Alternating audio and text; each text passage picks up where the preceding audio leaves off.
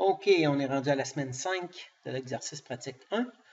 On va essayer de faire la roue avant de notre cher vélo. Je vous fournis déjà une roue, un assemblage avec 3 rayons. Il va falloir créer le 4e rayon. Ensuite, on va faire le disque et on va compléter jusqu'à installer le tout.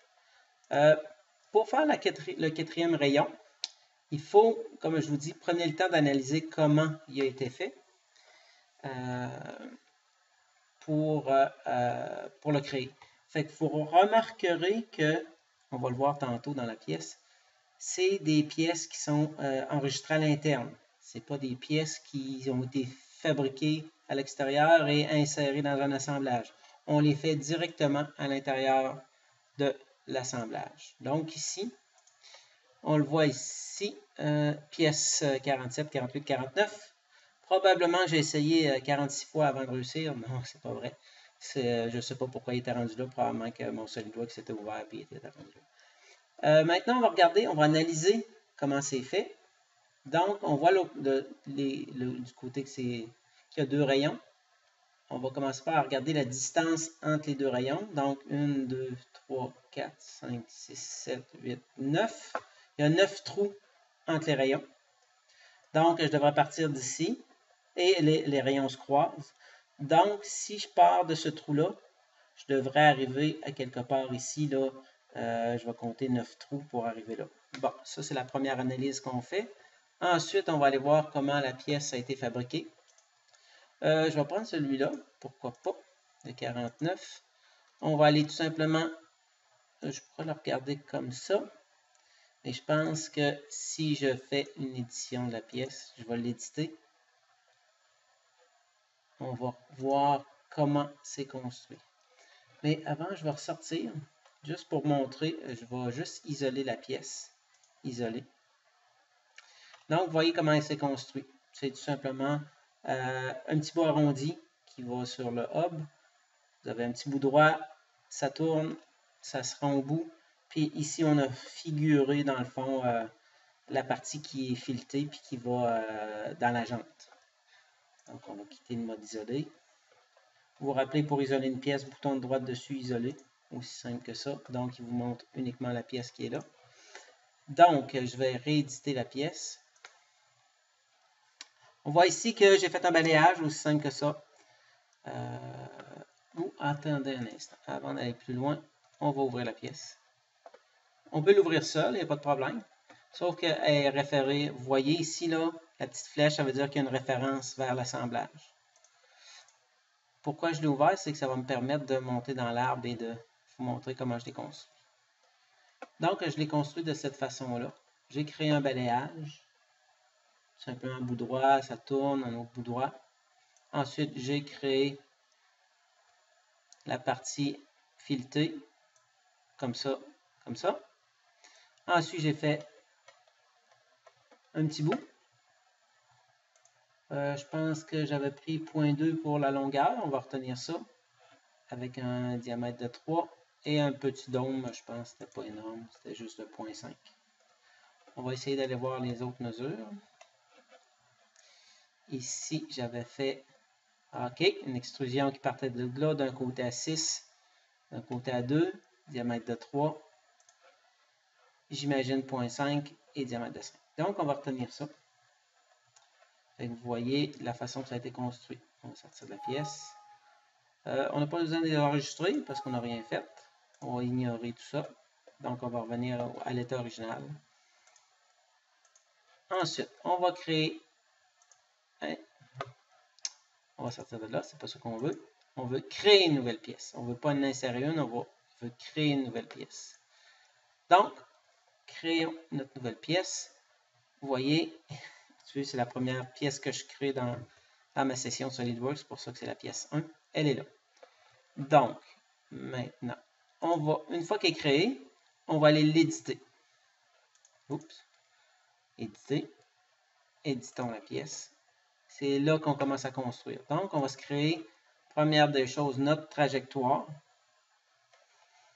Donc, on va aller avec une ligne. on va créer une esquisse 3D, c'est-à-dire, on va créer une ligne qui va partir. Comme je répète souvent, j'y vais quand même de façon assez aléatoire. Et je vais aller créer au 9e trou 1, 2, 3, 4, 5, 6, 7, 8, 9 dans ce coin-ci. Et voilà. On peut faire afficher les axes temporaires. On les voit dessus. Non, on ne les voit pas ici. Ça arrive à l'occasion qu'on les voit. Qu'à cela ne tienne. Ici, si on avait remarqué, on passe dans le trou. Ici. Donc, je vais sortir de mon esquisse. OK. On voit. Là, mon esquisse est créée. Elle n'est pas à bonne place. C'est pas grave. Ce que je vais venir faire, c'est que je vais venir me créer un axe. Ici, un axe. Ou dans, si je me rappelle bien, fonction, avec géométrie de référence, axe. Je vais aller me créer un axe. Ah, on le voit, il est déjà là. Donc, je n'ai pas besoin de le créer. Ah, je croyais qu'on ne le voyait pas, mais il est tellement petit qu'on ne le voit pas. Donc, je vais rééditer mon esquisse. Et là, je vais venir la contraindre à mon axe. Maintenant, je vais le mettre coïncident. Parfait. Donc, j'ai mis, si je réussis à le bouger, il va passer par l'axe. Ce que je veux aussi, ça c'est parfait. Ce que je veux aussi, c'est qu'il soit sur cette surface-là de la jambe. Donc, sur la surface. Donc, je viens vraiment de bien positionner. Vous voyez le point rendu noir. On aime le noir. Axe sur, et cette surface-là, le point est là. On va venir faire la même chose avec l'autre. Donc, ici, dans le bas, on se rappelle que ça croise. Donc, ça, je vais venir faire ce point-là avec l'axe. On va venir le rendre coïncident. Parfait. Ici, la même chose. Sur l'axe, coïncident. Oups, il ne veut pas. Pourquoi? Ça tienne. Parfois, il faut juste venir le rapprocher. On va le rapprocher un petit peu. Donc, si on prend le point avec l'axe, et voilà, ça a fonctionné. Parfois, quand il fait un déplacement trop grand, il n'aime pas ça, donc on lui donne une chance. On est quand même assez avancé. On va positionner ça, comme on disait, un petit peu à peu près. Maintenant, il nous reste à mettre des dimensions. On peut mettre des dimensions sur un esquisse 3D. Cette surface-là, avec le point. Point 1, si je me rappelle bien. Et voilà. Et je peux faire la même chose avec la surface du dessous. Le point du dessous. Excusez si ça bouge beaucoup. Et vous voyez ici, je vais me servir. Oups. Et voilà. Je vais me servir de cette surface-là et de ce point-là, qui était point 1 aussi. Je pense. On pourra le corriger par après, il n'y a pas de problème. La tige va avoir 2 mm de diamètre, donc je pourrais mettre un rayon ici d'un petit peu plus que 2 mm.